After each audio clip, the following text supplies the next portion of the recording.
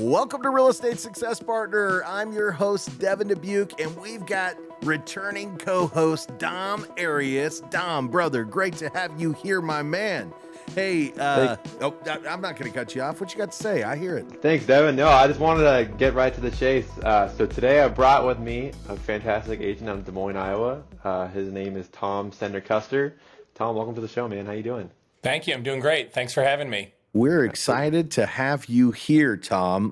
We got the pleasure of meeting you a couple weeks ago in the green room and just learned a lot about what you're doing. But, we'd love the guests to get to know you a little bit better as well. So talk to us a little bit. We know you're in Des Moines, Iowa, right? That's where we are today. Correct. Is that where you're from originally? No, I grew up on the East Coast, Okay. outside Philadelphia, went to college in Boston, and then hightailed it to Southern California. And basically my entire career building up to this point was in Southern California. I lived in San Diego. Very cool. And worked in the advertising and marketing communications space. For the last 18 years there, I worked in what's called placemaking, which is working with anything that is a physical place that people interact with. And of course, one of the biggest segments of that are homes and communities. Also included things like universities and the International Airport in San Diego were clients of mine. But I worked with big companies across the United States that built new towns, awesome. Really large master plan communities, and worked with them on coming up with the vision of what a place was going to be. And these were communities that were going to take anywhere from 7 to 10 to even 20 years to fully build out. Yeah. I mean, thousands of homes. And moved to Iowa to be closer to family, and was working in advertising, and unfortunately a global pandemic hit. And imagine lost my job. And, truth be told, it was kind of a really good opportunity to reassess what I was doing. Because I'd spent so much time in the advertising world, I just thought I was like an ad guy. What I didn't realize was that I loved working in the real estate sector. Yeah. That is what was like the fire in my belly that kept me going for so long. I was at the same agency for 18 years. That's kind of unheard of in advertising life.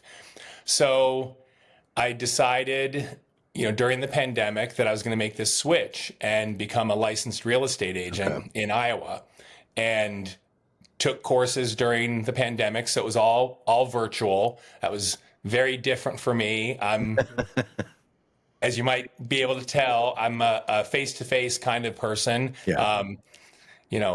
and got my license, and, here we are 5 years later, loving it. You're doing great things. We've seen your numbers and we see what you're out there doing. You're super active, and 5 years in, what you're doing out there is really impressive. And, that's one of the reasons why we wanted to feature you on the show is, in 5 years, what could happen, right? Like, how can you go from this to this and do that and really have that success? But I also love the fact that, you've always kind of been in real estate, but you were more of the outside perspective, and now you're face to face, right, with the product. You're out there literally, you were making dreams come true before by helping people build, these large scale communities, but now you're doing the dream come true thing face to face, right?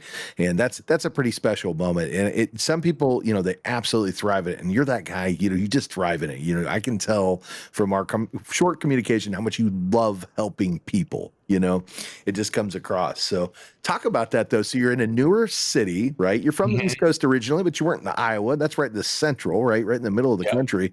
And you're used to this warm climate out there in California. You come over here, and we know you guys have been in winter months right now. So definitely, even if you're from the East originally, it's a little bit of a weather shock.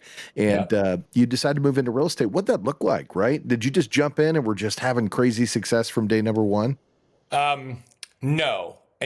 But you touched upon a really big aspect of what I knew going in. I kind of put on my marketing hat for myself in looking at, okay, what are your strengths? And I knew that was what we call client management. I was like, okay, in this case, my client management is going to be sellers and buyers. It's going to be different than a company, but that's going to be more enjoyable because I'm not going to have all these layers of approvals and kind of masters to serve. Right. So I was looking forward to that. So I knew managing that was going to be kind of key to my success. Well, that's great, but I also had to look at, okay, what's your biggest weakness and kind of my Achilles heel for my business? And that was being completely new to this market. I had built a career and relationships for over 30 years in one market, and I moved to a new market and knew no one. So I knew that was going to be what I had to focus my business on, and that the serving my clients well and treating them with respect and always putting their needs first and really focusing on what are they feeling throughout this process. That's the most important thing. There are so many agents that know the numbers, they know the facts, they know the procedures, the protocols. They're great agents. But I knew that where I could have a unique proposition was in my management of transaction with a client. And and again, of course, realtors are generally a really nice bunch of people. So it's not to say that they don't have a great personality going for them.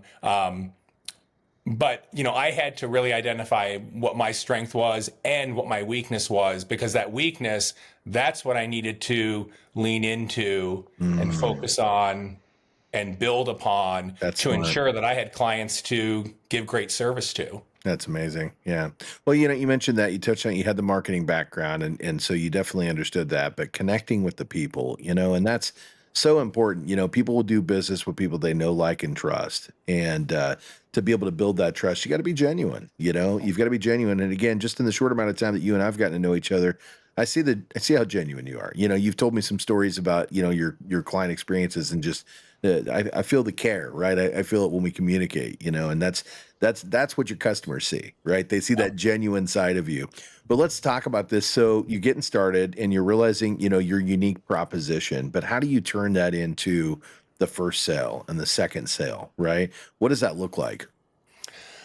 So it really took a lot of proactive, tapping into that connector ability. Yeah. I needed to make connections in an unfamiliar place. So I joined networking groups, different coffee meetups that happen either every single month or some happen weekly, and just really started kind of working the room, so to speak, and then really building upon, that first sale. And first of all, making sure that I delivered a really exceptional experience, knowing that they have friends, they have family members, they're from here. My first clients were from here. That's awesome. And that hopefully they would understand that with my own business, I'm building that through referrals. And I need them to share their positive experience in the hopes of gaining more business. So it was, and so that was kind of a long way around my approach. I did, of course, like a lot of first agents, and I was solo at that time. I'm now on a team. I'll get to that next. But my first year and a half was, completely on my own. I did buy leads that were crap. So, I was trying that, and I committed to it. I did it for a full year, and I had a formula of, I needed for it to not only pay for itself, but then some. So it did pay for itself. I did get transactions out of it, but not enough to make it worthwhile, because the leads were not that great. I had to look at the amount of time I was spending trying to make those leads come to fruition. So that's why I had that kind of formula. And I was like, okay, one more transaction and I'm going to renew this. And it didn't happen. So I canceled that and I committed to not doing that. I was like, that was not worth it. I would have rather put that money towards more client gifts for pop buys or other things. I tried social media advertising. That was a big goose egg. That generated nothing. I've done, postcard farming, and knowing from having a marketing background, I knew, well, I can't send one batch of postcards and expect the phone to ring. Yeah. I have to do it several times. Yeah. Consistency. I love this story. So, and I've seen agents that are successful with that, but I poured all this money into it and I was doing oversized postcards and, tried every trick to make them stand out. Yeah. And I got one phone call from my postcard campaign try, and it was a call to ask me to take her off my list. Hey, I'm getting your postcards, and I don't want them. Yeah. So now that's not to say that I might not entertain that. I think a lot of that, there is kind of an ebb and flow of marketing tactics that have their moment. That's right. I know that. And I also know that why I even tried postcards was I had lived through kind of the death of direct mail and really glossy brochures, because that's what we used to produce at the agency. What's a brochure? Yeah, what's a brochure? And, I was there as we transitioned more and more into digital. And even if we did have printed collateral, it had gotten winnowed down into one sheets, much smaller pieces. But so I saw with that, I also saw the return to direct mail being successful because people had gotten digital inundated the market. That's right. So now people were like, well, let's go back to direct mail. People's mailboxes aren't as full anymore. Yeah. So, everything's kind of cyclical. I'll probably try postcards again. At least with those, they have a little bit of staying power that they might sit on somebody's kitchen counter and they might save it. You can't throw them away, right? It's like they get stuck to the hand and they don't go in the trash because somebody took the time to write it, Yep. Yeah. So really, I think kind of the pivotal moment for me, and it really was pivotal, not just in my success, but my sales success, but in my growth success was when I was asked to join a team. And it really helped me feel, and again, that's definitely part of my personality, is feeling like I'm part of something. That's important. I love my brokerage. Century 21 is wonderful. Our franchise is Signature Real Estate. So Century 21 Signature Real Estate. Right. Wonderful franchise. I have no desire to move on. Right. And my team is led by a woman named Megan Mitchum, and our team is called Megan Mitchum and Co. And it's a team of 4 of us. I was the third on the team, and we just all kind of had the same ethos. And that was, I did not want to join a team when I started. I was like, I'm done having bosses. I want to do my own thing. And the beauty of our team is we support each other and we all have our own businesses that we're running. But we have this small, nice kind of boutique team. And I know I definitely would not want to be part of a team of like 10, 15, 20 people. This is kind of just ideal. Well, it's the business within the business, right? And here's what we found, Tom, and I think you found the same thing based on what you're saying, is you can go far alone, right? But you can go farther when you've got a team of people there to help support you, cheer you on, and show you the way. And we always like to put it in an analogy, like, imagine you're one of the early settlers coming from the east, which you did, to the west, right? And you're going at it alone, right? You get out there and you get out in the wilderness, and all of a sudden it's just you, right? And you get hurt, and where are you going? You're not, right? But if you got 3 or 4 other people by your side, they're picking you up and they're help pulling you along and saying, "Hey, Tom, we can do this. We're going to get you there together." And that's what a team does. It gives you that opportunity. In addition to that, you start finding like, oh, so and so's doing something really cool over here, or so and so's doing something really cool over here. Man, maybe I can implement that into my business and use that strategy. Because at the end of the day, systems work. And if somebody's got a system that's functional and you can lean into that to help inspire you to get further, right? It helps breed success. So I love what you're saying, which is, hey, I went at it alone and I did okay, right? And I tried a little bit of this and tried a little bit of that. And I went all in on a couple things, but eventually getting to the team atmosphere was what really helped move the needle for me. So let's hear about that, right? So you join the team and what happens, right? Yeah. So, and I think it really taps into, I always have a collaborative approach, even with my clients, I want them to know, hey, ultimately it's your decision on how we move forward, but, I'm here to help you out. I'm here to provide you with information, provide you with resources, provide you with recommendations, and, be with you and have your back. And in our team structure, because it is just four of us, we help each other, but we also help each other be accountable to ourselves. So it's not from like a boss standpoint of like, right. Did you get this done? These four things. It's more like, hey, how are you doing on that thing that you wanted to do? And it's not. I'm not going to get dinged for not getting something done. 100%. They're just saying like, well, how can I help you? Yeah. It just that really fired up my motivation. And then of course there is the ability that I did get, support from my team lead when her business was really busy. She needed someone that she could trust to help her with some of her business. So that really helped me along the way while helping her. And glad to do it. Big and small tasks, bring it to me. I love it. We call those our accountability partners, because at the end of the day, you're right. You don't have to, right?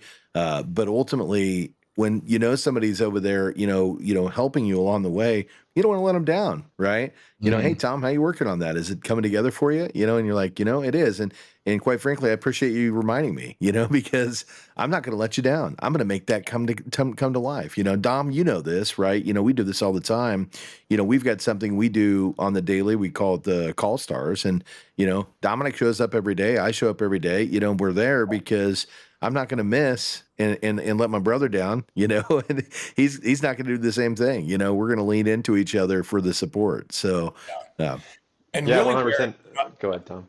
I like to tell, prospective clients when I'm meeting with them that, of course, you're going to be working with me. But I've got like this power behind me of this incredible team of 3 other people along with the brokerage. But the beauty is, these 3 people are right there to provide additional resources. So, with me, you get 4 people. And obviously we have resources and assistance and guidance through our brokerage. Right. But I know that, my 3 teammates, really have my back. They're an incredible resource to bounce questions off of, ideas on a strategy. Hey, what do you think about approaching this offer this way? Right. Or if we do it this way, what are the possible outcomes, or what are the shortfalls? And that's a great resource. I mean, my team lead has 20 years of experience in the market. So an invaluable resource that's, right there for me. No, that's so important. It's so important. Dom, you were going to say something. What were you going to say? Yeah, no, I was going to bring up the fact that, I think what you guys are saying about the team aspect is super valuable because, when you have a group of individuals that, are all on the same level, but also driven, and they don't see each other as I'm higher than you, so I'm going to tell you what to do. No ranks. But at the same time, you're all driven internally, individually, but to an extent that you also want your peers and your teammates to share that success, that you will hold each other accountable. And that's ultimately what, raises people up. Yeah. It's kind of an amazing industry from that standpoint. And Yeah. maybe I'm so fortunate that kind of belief and behavior exists within our larger brokerage as well. Yeah. And I don't know if it does. I mean, I kind of feel like it does because other agents I know in the market from other brokerages, everyone is super helpful. And maybe that's an Iowa thing. But I worked early on in my career. I worked at a radio station. And the salespeople were cutthroat. I mean, they Yeah. did not, there was no collaboration, no sharing of information. And somehow within this real estate world, not only within, obviously within our team, but then within the brokerage, but Yeah. also within the market, it just seems to be like there's plenty of business for us all. Yeah. And Yeah. it really is amazing. That camaraderie, that, you know, what's that phrase, a rising tide lifts all boats. Mhm. Yeah. That's really at play, and it's wonderful. Yeah, we use one. It's not quite as amazing in the way it sounds. It's we're better together, right? Yeah. We just love to talk because we feel like we're better together. You know, when we go at Yeah. it together, we're doing things really great. And it's not that we can't do it by ourselves, but man, when we're doing it together, man, it feels great. And you know what we always talk about is it's great to watch your brothers and sisters grow with you. At the end of the day, when you get to cheer each other on, it's like, why be competitive against each other, right? We always Yeah. say comparison's the thief of joy, right? Yeah. Because when you compare yourself to others, sometimes it can take that joy away a little bit, right? But when you compare yourself to yourself, the only person you can beat is yourself. And then you've got all your friends that are cheering you on because they know where you want to go, and they're here to hold you accountable. And I think that's what you're talking about, Tom, is you've got accountability partners that are better together, right? Lifting that tide and just, helping each other excel. And man, look what you've done with your business in 5 years. I mean, I talked to a lot of agents from the East Coast to the West Coast, and it's real easy to walk into an agency and find somebody who's struggling. And in 5 years, you've built an amazing real estate business. And I know you've got a team behind you, but it's you, it's your activity. You're getting out there and you're doing it every day and you're holding yourself to that regards. And your clients, I already know, are getting really special service just because you care so much. So, let's talk about that, right? What's a good story about, a client experience that, really kind of made you say, this is why I want to be in this industry? Well, I appreciate you saying that. It's interesting you said about the care part because, as we talked about in our preview call, one of the other things I did when I started was, I'm kind of like, hey, what are you going to have as your tagline, Tom? Yeah. And so, of course, I did my research. I looked around at all the other agents in town, or as many as I could find through social media. Right. And a lot of it was very boastful of them. And I thought, what could I say? I'm new. And then I was like, wait a minute, Tom, go back to, the agency business. It's called WIFM. What's in it for me is what your customers are thinking. And I thought, yeah, they're going to want to know that you're competent and you know your business and you know your laws and you're ethical.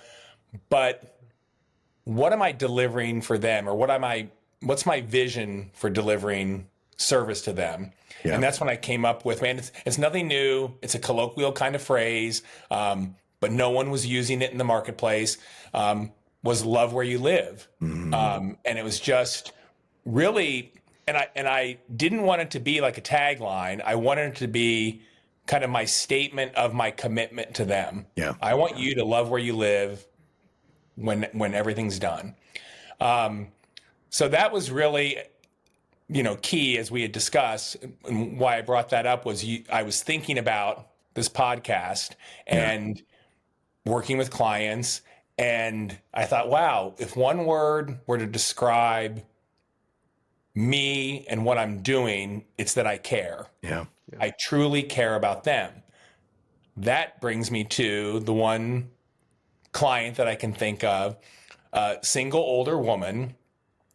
And she was referred to me from another agent at a market that found me. And for some reason, my online presence, she was like, this guy would be good for you. Because I had no clue. I'm like, I didn't know this other agent from hours away that referred me. Yeah. And I asked her, and she's like, well, I found you online. I think you'd be really good for my client.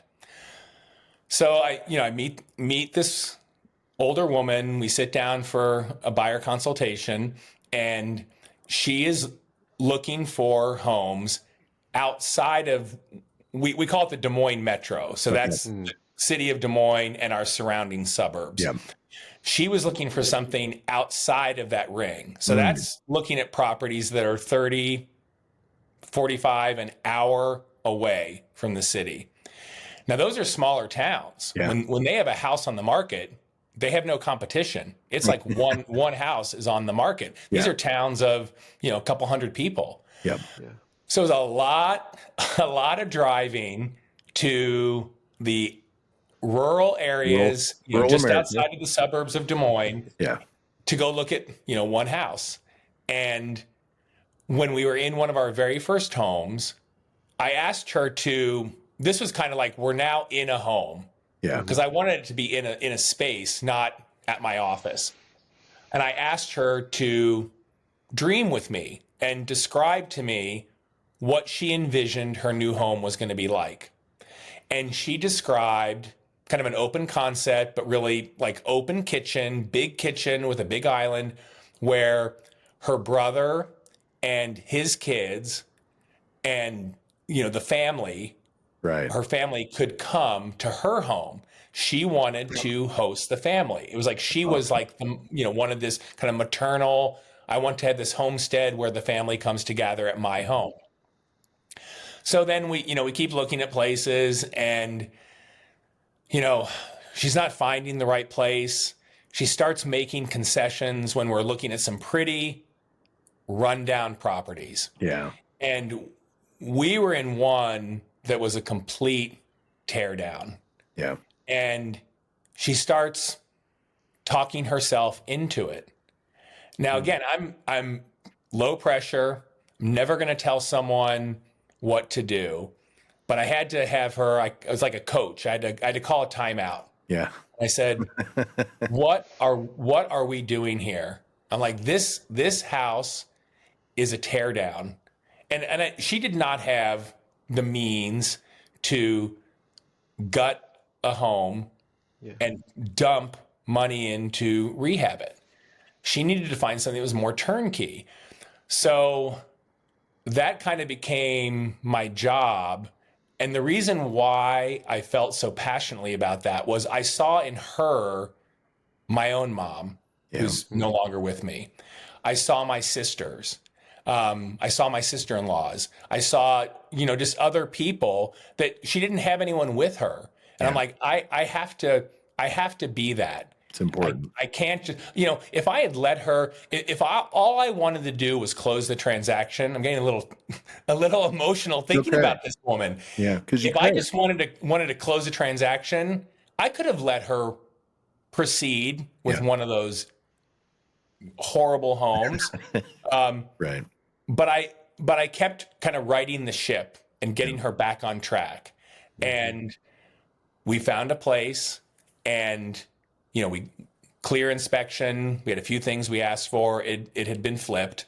And we're there on the final walkthrough, and we're standing in the kitchen, big open kitchen, big island, open living room, open dining room. And I said, do you realize, and at this point, it was a year and a half later. Yeah. I said, this is what you described to me. And I said, I am so happy for you that you stayed the course. You looked at a lot of places, and here you are. You're in a place that matches what you dreamed about. Amazing. So I often go back to that story because agents can get jaded. Agents can get frustrated. Yeah. Oh God, I'm having to drive 45 minutes to go to another showing. Is this buyer ever going to pull the trigger? Right. And that really helped me not kind of sink into that and stay focused on what my job is. My job is to help them love where they live and to have the joy of home ownership. And if that, sometimes it happens. I had an out-of-state client, and she was with me. Her husband was back in California. Right. We did FaceTime at each house we looked at. Yep. And they bought the first house we saw. And he on the phone from California, he's like, can this be true that like the first house we find is perfect? Right. So we looked at more. Yeah. Because I wanted them to have the assurance that, yes, sometimes that does happen. Right. But we looked at some more houses the next day. Yeah. And they went back to that other home. Know. That's kind of like you go up to bat and you hit a grand slam. That's awesome. Yeah. Well, other times you're getting walked all the time. And I think I told you that I'm preparing to show 20 houses this weekend. The marathon. and I don't mind. I love driving around and discovering new neighborhoods and new streets that I'm not familiar with. I love looking at all the different homes that are out there. So it's all good. And at the end of the day, at the end of a transaction, however long it took, I want to feel that my clients truly feel they've made a good decision. That's that, and that they felt good about how I handled the process. Well, I got to ask you, because you're talking about, how it makes you feel, and I think that's so special. And any potential borrower that's, or homeowner that's out there listening to this right now, they can feel that, right? You can feel it when Tom talks, like he genuinely means that. So, if you reach out to Tom and make that your realtor, which you should Call me. Right? This is the experience you're going to have. But I got to ask you, going back to the first lady when you were in the kitchen and like, how did you feel like on closing day, right? When you guys were able to make that her dream come true? I just felt so fulfilled. I felt like I'd really helped someone, in need, which she was. We still keep in contact, of course. She, comes to our client appreciation events, and, I send her note cards and things like that. It really just kind of encapsulated of why I made this switch. Yeah. Why I knew it was right once I learned more about it. I was apprehensive at first because I thought, you're not, as much as I know that when you work at any company, you're in sales because you're talking to people. That's right.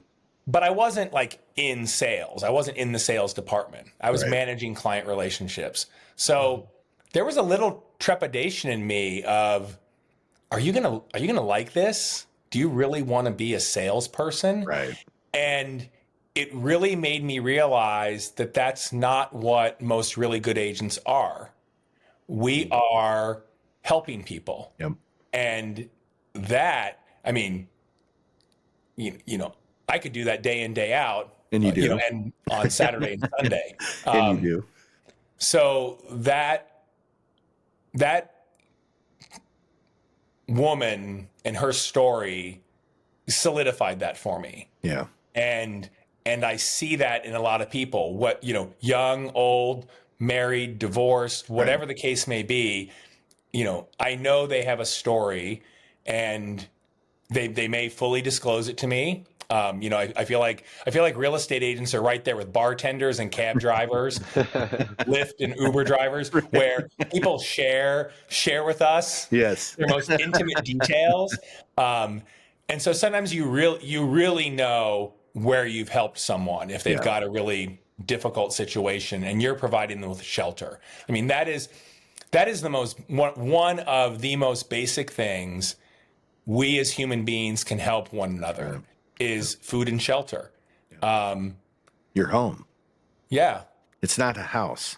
Yeah. This is your home. This is where you're going to spend time with family and break bread. You're going to wake up every morning And, you want to align yourself with the right person, somebody that's going to make that opportunity special and make you not feel like a number, and Tom, you said something a minute ago. You said, hey, I'm going to go out and show 20 homes, over the weekend. And like, that's unbelievable. Right. And I hear this story sometimes, and I think in most applications it's true. Confused buyers don't buy. Right.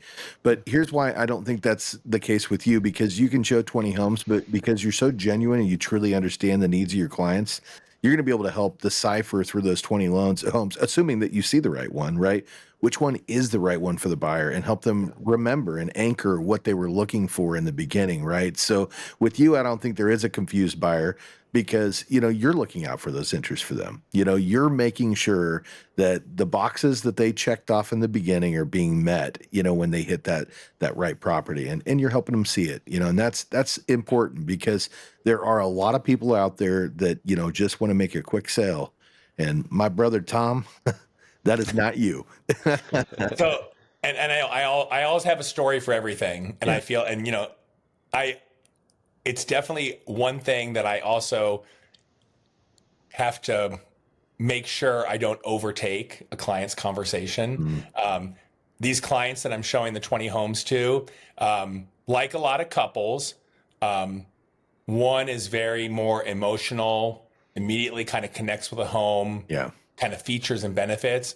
The other is more analytical. That's why we're looking at so many homes.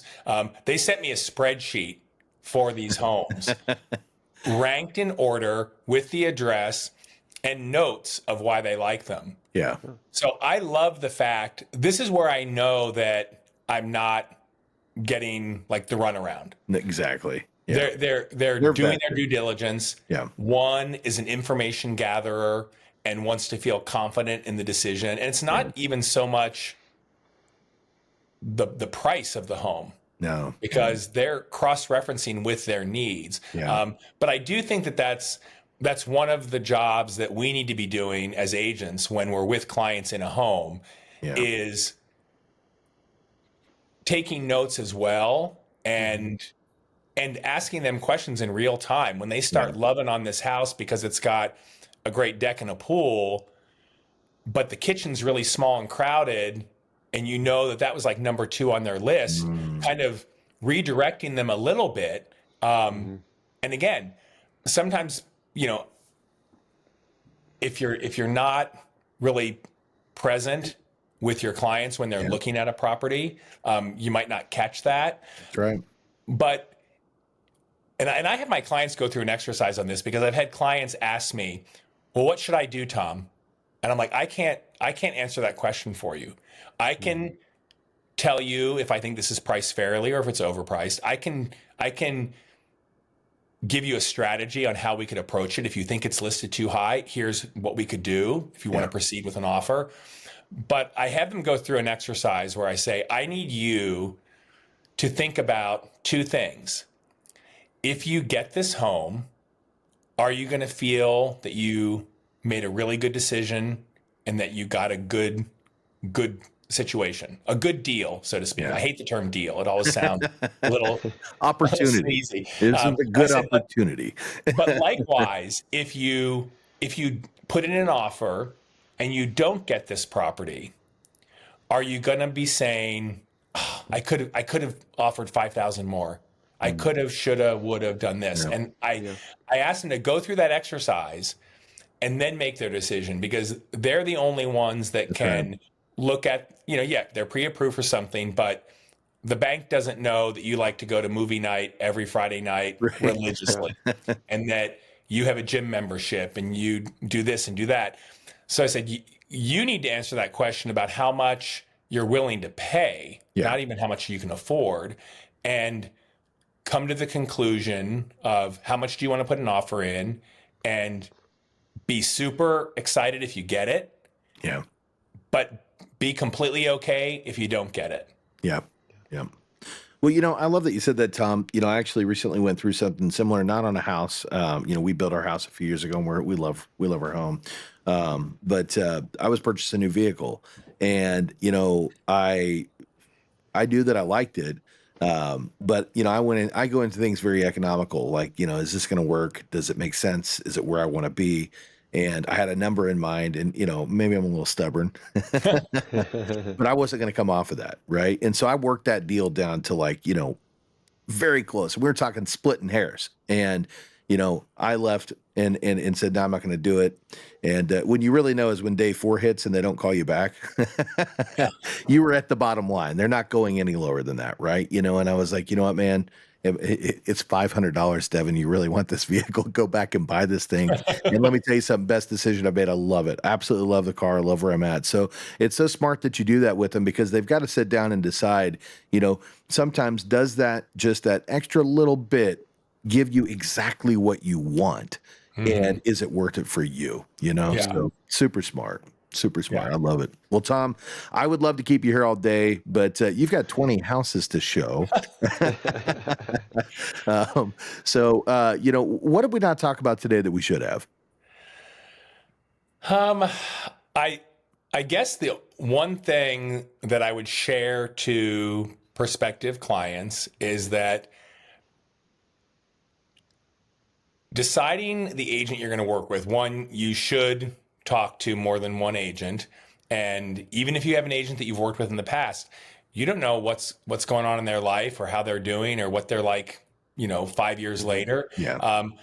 I think it's really important to understand that it's not like speed dating. It's like speed marriage. You're going to be in this intense relationship for a very relatively short period of time. Even if it's a 60-day close, you're going to be in this really, compact period of time. That's right. Making incredibly significant decisions.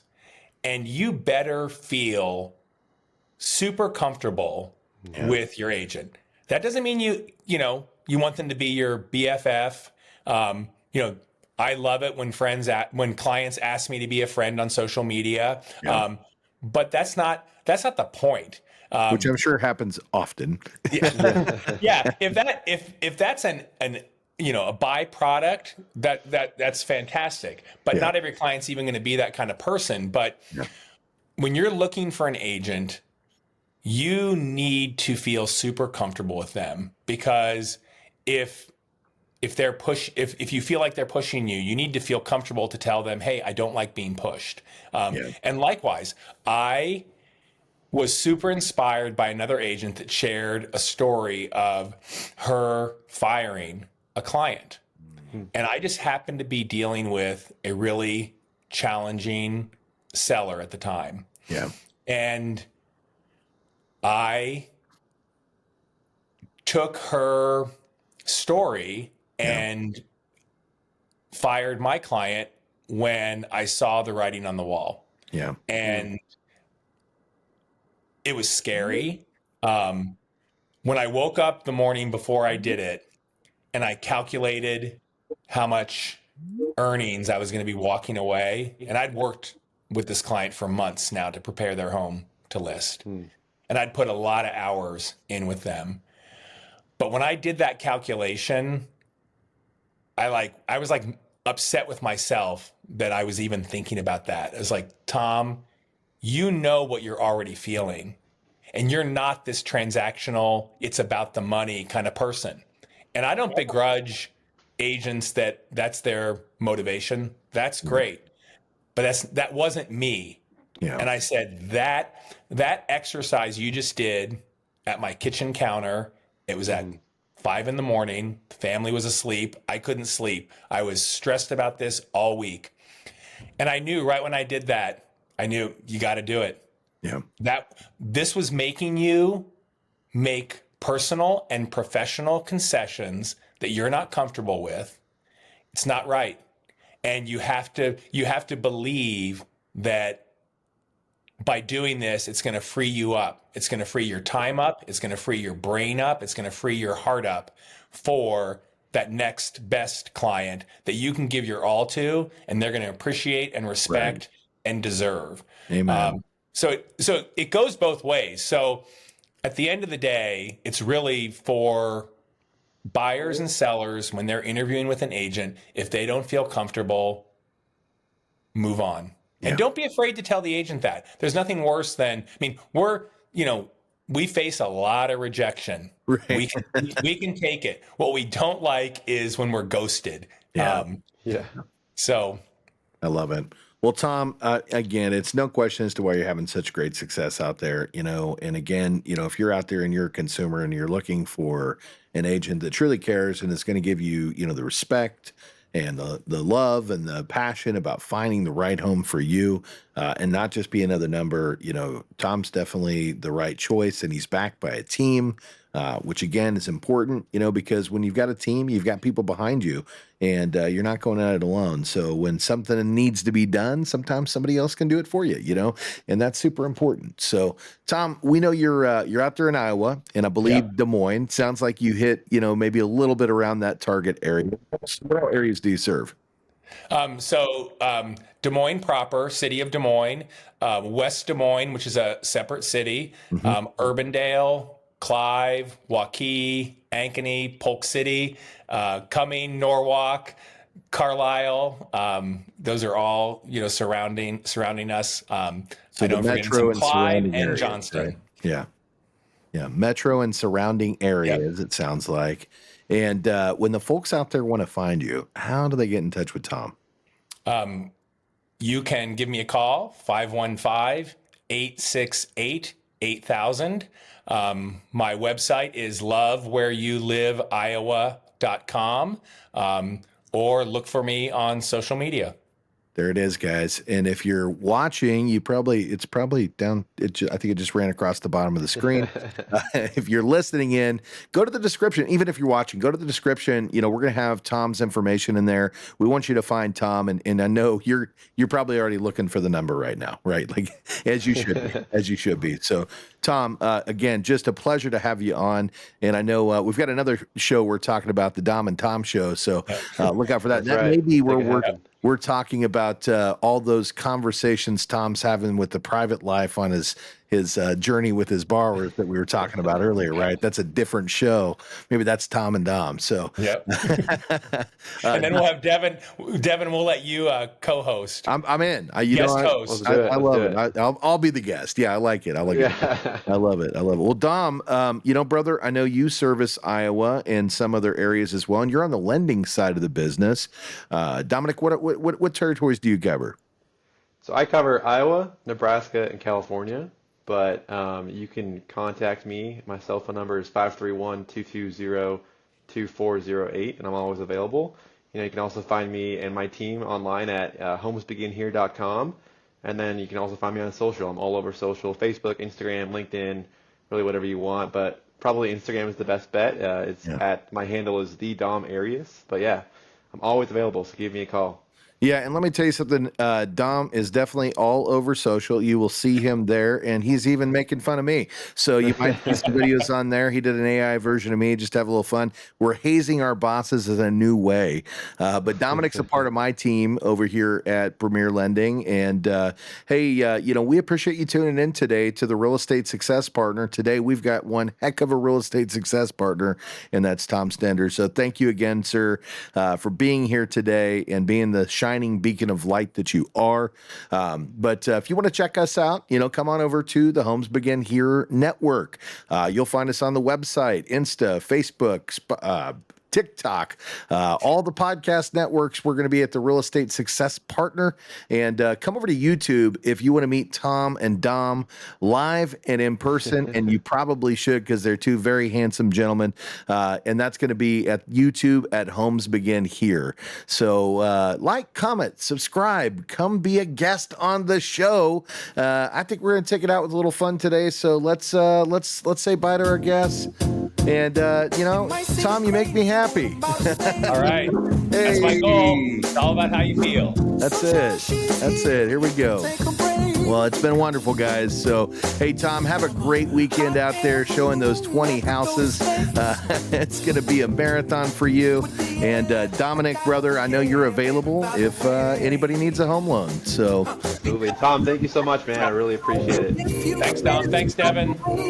Thanks, guys.